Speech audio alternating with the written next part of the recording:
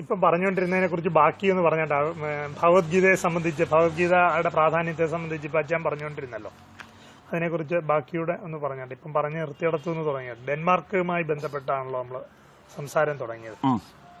ഭഗവത്ഗീത ഇപ്പോൾ European countries, Scandinavian കൺട്രീസിലെ Denmark അവരെ നിയമത്തോടെ 10 വയസ്സിന് മുകളിലുള്ള എല്ലാ കുട്ടികളും ഭഗവത്ഗീത പഠിച്ചിരിക്കണമെന്ന് നിയമം രാജ്യത്ത് കൊണ്ടുവന്നു.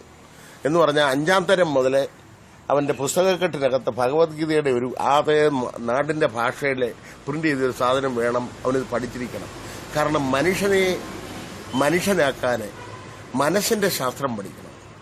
മനസ്സിന്റെ ശാസ്ത്രം പഠിച്ചു കഴിഞ്ഞാൽ അവൻ മനസ്സിന്റെ തലത്തിലെത്തും. മനസ്സിന്റെ തലത്തിൽ നിന്ന് അവൻ ആത്മതലത്തിലെത്താനൊക്കും. അതുകൊണ്ട് അവനെ അറിയുക എന്നുള്ളതാണ് ഓരോ ജീവിക്കും അത്യാവശ്യമായിട്ട് വേണ്ടത്, സ്വയം അറിയുക എന്നുള്ളതാണ്. അതിന് പറ്റിയ മനസ്സിന്റെ ശാസ്ത്രം പഠിപ്പിക്കുന്ന ഒറ്റ മതഗ്രന്ഥങ്ങളുടെ കൂട്ടം, ഗീത ഒരു മതഗ്രന്ഥമേ അല്ല, അത് മനസ്സിന്റെ ശാസ്ത്ര പുസ്തകമാണ്. മനസ്സുള്ള എല്ലാവരും ഇത് പഠിച്ചിരിക്കണം. മനസ്സിനെ മനസ്സിലാക്കാതെ നമുക്ക് ജീവിതത്തിന്റെ സുഖദുഃഖങ്ങളെ കൈകാര്യം ചെയ്യാനൊക്കത്തില്ല. ജീവിതം എന്താണെന്നുള്ളത്, ജീവിതത്തിന്റെ വ്യർത്ഥതയും അർത്ഥവും മനസ്സിലാവത്തില്ല. ഞാനൊരിക്കലെ 2003 KM മാണിയുടെ കേരളയാത്രയ്ക്ക് എഴുതി, ഗുരുവായൂരപ്പൻ ചൊന്നൊരുപദേശമൂറും ഗീത ഒരു വട്ടം വായിച്ചില്ല. പേര് ഞാൻ പറയാൻ ഇഷ്ടപ്പെടുന്നില്ല. എന്റെ കാശിലെ ഹെലികോപ്റ്ററിൽ കയറി അദ്ദേഹം ഗുരുവായൂരപ്പനെ എല്ലാ മാസവും 1-ാം തീയതി കാണാൻ പോകുമായിരുന്നെങ്കിലും ഗുരുവായൂരപ്പന്റെ ഗീത ആ മനുഷ്യൻ പഠിച്ചിട്ടില്ലായിരുന്നു. ഇന്ത്യയിലെ നേതാക്കള്, കേരളത്തിലെ നേതാക്കള്, ഒരു മനുഷ്യൻ പോലും ഗീത പഠിച്ചിട്ടില്ലെന്നുള്ളതാണ് ഈ രാജ്യത്തിന്റെ നാശത്തിന് കാരണം. ഇനിയെങ്കിലും സിസ്റ്റർ പാസ്സാവുന്നതിന് മുമ്പേ ഒരു കുട്ടി ഒരു 5-10 വയസ്സ് മുതലേ ഗീത ഐച്ഛിക വിഷയമായിട്ടെടുത്ത് പഠിച്ചാൽ, അല്ല കമ്പൽസറി വിഷയമായിട്ടെടുത്ത് പഠിച്ചാൽ അവൻ സ്വയം അറിഞ്ഞാൽ ഇത്രയും അത്യാർത്ഥിയും ബഹളമൊന്നും ഭരണതലത്തിലും വരത്തില്ല, മതത്തിന്റെ തലത്തിലും വരത്തില്ല. മനുഷ്യനായിട്ട് ഇവിടെ ജീവിക്കും. മാവേലി നാടു വാണിടും കാലം മാനവരെല്ലാരും ഒന്നുപോലെ എന്നൊക്കെയുള്ള നമ്മുടെ സ്വപ്നഗാനം എന്നാലേ സത്യമാവൂ. ഗീത സ്കൂളുകളിൽ ഡെൻമാർക്കിലെ പോലെ ഇവിടെ ഗീതയുടെ സ്വന്തം നാട്ടിലെ ഭാരതത്തിലെ സർക്കാർ ലെവലില് അത് നിർബന്ധ വിഷയമാക്കി പഠിപ്പിച്ചാലേ നമ്മുടെ നാട് ദൈവത്തിന്റെ നാടാവൂ, സംസ്കാരമുള്ള ഭാരതീയരാവും, എന്നാലേ ഇവിടം സ്വർഗമാവും. ഇത്രയും എനിക്ക് പറയാനുള്ളൂ. ശരി, ഞാൻ എഴുതിയ പുസ്തകത്തെ സംബന്ധിച്ച് ഇത് ശാമുവൽ കൂടലിന്റെ സുവിശേഷം ഇതാണ് എന്റെ പുതിയ പുസ്തകം. ഇതിനകത്ത് ഓരോ അധ്യായത്തിലും അച്ഛന്മാരോട് ഞാൻ പറയുന്നത്, നിങ്ങൾ ഈ അലപ്പ് നിർത്തിന്, ക്രിസ്തുവിനെ നിങ്ങൾക്ക് അറിയത്തില്ല, ക്രിസ്തു പറഞ്ഞത് നിങ്ങൾക്ക് മനസ്സിലായിട്ടില്ല. ഞാനും പിതാവും ഒന്നാകുന്നു എന്ന് സ്വയം ദൈവമാണെന്നുള്ള അറിവ് കിട്ടിയതുകൊണ്ട് ക്രിസ്തു അത് പറഞ്ഞതിനാ ക്രിസ്തുവിനെ അവരെന്ന് തല്ലിക്കൊന്നത്. ഞാനും പിതാവും ഒന്നാകുന്നു എന്നുള്ള ഭാരതീയ ദർശനത്തിന്റെ പരമമായ സത്യമാണ്. ഞാനെന്ന ബോധം, അവയർനെസ്, ഞാൻ എന്നെ അറിയുന്നു, ആ അവയർനെസ് ആ ദൈവം. അത് യൂണിവേഴ്സൽ കോൺഷ്യസ്നസിന്റെ ഭാഗമാണ്. അത് ക്രിസ്തു അറിഞ്ഞതുകൊണ്ടാ ഞാനും പിതാവും ഒന്നാകുന്നു എന്ന് അവൻ അവിടെ പറഞ്ഞ് തല്ലു വാങ്ങിച്ചത്. അത് തന്നെ ശബരിമല എഴുതിയേക്കുന്നത്, തത്വമസി, അത് നീ തന്നെയാകുന്നു. ഏത് നീ തന്നെയാകുന്നു എന്നൊരു ചോദ്യം ഉടൻ വരും. അഹം, നിന്നിലെ അഹം, അത് ബ്രഹ്മമാണ്. അഹം ബ്രഹ്മാസ്മി എന്ന് ഉത്തരം വരുന്നുണ്ട്. ഈ അറിയുന്ന ജ്ഞാനമാണ് പ്രജ്ഞാനം ബ്രഹ്മം. എന്തിനെക്കുറിച്ച്? ചൊവ്വായിലെന്തിരിക്കുന്നു, വ്യാഴത്തിൽ നിന്ന് ചൊവ്വായിലേക്ക് എത്ര കിലോമീറ്റർ സ്പീഡുണ്ട്, സൂര്യനിലെ എത്ര ഹീലിയവും ഹൈഡ്രജൻ ഗ്യാസ് കത്തുന്നുണ്ട് എന്നുള്ളതൊന്നും അറിഞ്ഞിട്ട് സ്വയം അറിയാതിരുന്നാൽ നീ ഒരു ആനമണ്ടനാ.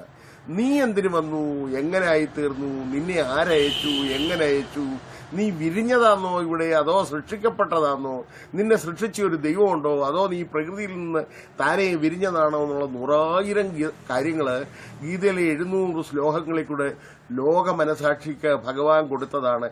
ഇതിൽ കൂടി ഒരു പ്രിന്റഡ് ടെക്സ്റ്റ് കാലത്തിനും മനസ്സിനും പഠിക്കാനില്ല. അതുകൊണ്ട് ഗീത കമ്പൽസറി വിഷയമാക്കണം. എന്റെ ഒരു പാട്ട് തന്നെ ഇതിനകത്തെ ലോകമേ ഗീത പാടുന്നതാണ്. അതുകൊണ്ട് കഴിഞ്ഞ മാസം ഫേസ്ബുക്കിലും എല്ലാം വന്നു, ഡെൻമാർക്കിലെ ഓരോ സ്കൂളുകളിലും കൊച്ചു പിള്ളേരെ ഭഗവത്ഗീതയുടെ ഒരു പുസ്തകവും എടുത്തുകൊണ്ട് പോകുന്ന പടമായിട്ടേക്കുന്നത് കണ്ടപ്പോൾ എനിക്ക് കോരിത്തരിച്ചു. ഒരു വട്ടനെ പോലെ ഞാനത് ഫേസ്ബുക്കിലെല്ലാം അത് ഞാൻ പടർത്തി.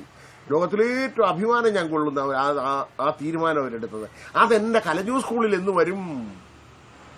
കേരളത്തിൽ എന്ന് വരും, ഇന്ത്യയിൽ എങ്ങനെ വരും?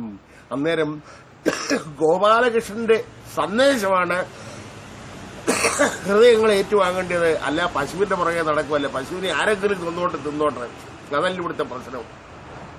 ഗോപാലകൃഷ്ണൻ എന്ത് പറയുന്നു അതാണ് നമ്മൾ പഠിക്കേണ്ടത്. അതുകൊണ്ട് RSSകാര് പശുവിന്റെ പുറകെ പോകാതെ ഗീത പഠിച്ചാട്ട്, BJPക്കാർ ഗീത പഠിച്ചാട്ട്, അങ്ങനെ അന്നേ ഭാരതം നിങ്ങൾക്ക് സ്വർഗമാക്കാനൊക്കും. ഇത് വേദങ്ങളുടെ നാടാ, അറിവിന്റെ നാടാ. നളന്ദ, തക്ഷശില എന്നുള്ള വേൾഡിന്റെ യൂണിവേഴ്സിറ്റികളായിരുന്നു ഇത്. അതുകൊണ്ട് ആ ക്രിസ്തു വന്ന് 12ാമത്തെ വയസ്സിൽ അവിടുന്ന് മുങ്ങിയ ചെറുപ്പക്കാരന് 30 വയസ്സ് വരെ ഇവിടെ വന്ന് വേദങ്ങളും പുരാണങ്ങളും ഇതിഹാസങ്ങളും എല്ലാം പഠിച്ചതുകൊണ്ടാണ് ഞാനും പിതാവും ഒന്നാകുന്നു, എന്നിലെ എന്നെ കണ്ടവൻ ദൈവത്തെ കണ്ടിരിക്കുന്നു എന്ന് പറഞ്ഞത്. ആ അറിവ്, സ്വയം ദൈവമാകുന്ന അറിവ്, സ്വയം ബ്രഹ്മമാണെന്ന് അറിയിക്കുന്ന മതവും ദർശനവും കൂടെ ഉണ്ടായതുകൊണ്ടാണ്, അന്ന് ക്രിസ്തു കൂടെ ഒന്ന് പഠിച്ചതുകൊണ്ടാണ് അത് പറഞ്ഞത്.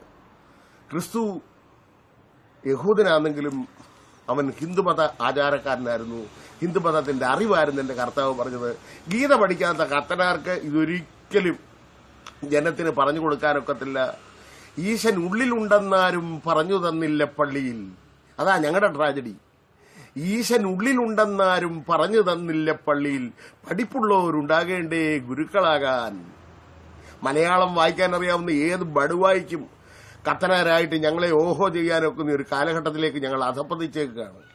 യാതൊരു സെലക്ഷനും ക്രൈറ്റീരിയയും ഇല്ല. അതുകൊണ്ട് ഞാൻ പറയുന്നത് യുവമാരുടെ വരിയെടുത്തേച്ചേ ഇനി കുപ്പായം കൊടുക്കാവേ എന്നാ, റോബിനച്ചന്മാരുണ്ടാവാതിരിക്കാൻ.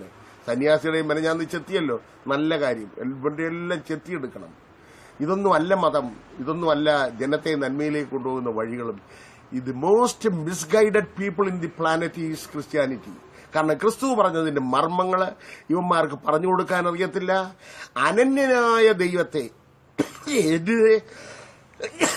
ഞാനെന്ന ബോധത്തെ എന്നിൽ നിന്ന് അന്യമാക്കി അവനോട് തരണേ തരണേ രക്ഷിക്കണേ എന്ന് പ്രാർത്ഥിപ്പിക്കുന്ന, എന്ന് പറഞ്ഞാൽ അനന്യനായ ദൈവത്തെ അന്യനാക്കി തന്ന അന്യായക്കാരന്മാരാ പുരോഹിതവർഗം എന്ന് ഞാൻ മരണം വരെ പറയും. അത് സത്യമാണെന്ന് നിങ്ങൾക്ക് തിരിച്ചറിയണമെന്നുണ്ടെങ്കിൽ നിങ്ങൾ കൃഷ്ണനെ പരിചയപ്പെട്ടതിലേ കൊത്തു, ഗീത പഠിച്ചാലേ കൊത്തു. ഗീതയുടെ ഹൃദയങ്ങളിൽ ആ തത്വം ഏറ്റുവാങ്ങിയാൽ നീ പിന്നെ വീണ്ടും അയ്യപ്പോ സ്വാമി എന്ന് പറഞ്ഞ് അങ്ങോട്ട് നടക്കത്തില്ല. അവിടെ എഴുതി വെച്ചിട്ടുണ്ട് തത്വമസി, അത് നീ തന്നെ ആകുന്നു, വരണ്ടായി നീ ഇങ്ങോട്ട്. നിന്നെ അറിഞ്ഞ് നീ ക്രിസ്തു പറഞ്ഞതുപോലെ നല്ല ശമരിയാക്കാരനായിട്ട് ത്യാഗ മനോഭാവമായിട്ട് ത്യാഗത്തിൽ കൂടെ സുഖിക്കാൻ പഠിക്കണം. നിങ്ങൾ യാഗവും ബലിയും അർച്ചനയും കൊടിമരവും വഴിനള്ളത്തും പെരുന്നാളും ഉത്സവവും ഒന്നും അല്ല വേണ്ടിയത്. സഹോദരനെ സ്നേഹിക്കുന്നു, അയൽക്കാരനെ സ്നേഹിക്കുന്നു. അങ്ങനെ വരട്ടെ. അതിന് ഗീത മനുഷ്യ മനസ്സുകളിൽ മനസ്സുള്ള സർവ്വമോനും പഠിക്കണം ഗീത. ആർക്ക് മനസ്സുണ്ട് അവൻ ആദ്യം മനസ്സിനെ കുറിച്ച് പഠിക്കട്ടെ. അതിനായുള്ള ടെക്സ്റ്റ് ഗീതയേ ഉള്ളൂ, വേറെ ഒന്നുമില്ല. അതാ എന്റെ വാദം. ശരി, താങ്ക് യു. വലിയ സന്തോഷം ഇങ്ങനെ ഒരു അഭിമുഖം തന്നതിലും. ഞാൻ എന്റെ അഭിപ്രായം എന്റെ ഫേസ്ബുക്കിലൂടെ എനിക്ക് കമ്മ്യൂണിക്കേറ്റ് ചെയ്യാൻ കഴിഞ്ഞതിലും വലിയ സന്തോഷമുണ്ട്. Thank you. എന്നെ തിരിച്ചറിഞ്ഞതിന് നന്ദി. ശരി, താങ്ക് യു.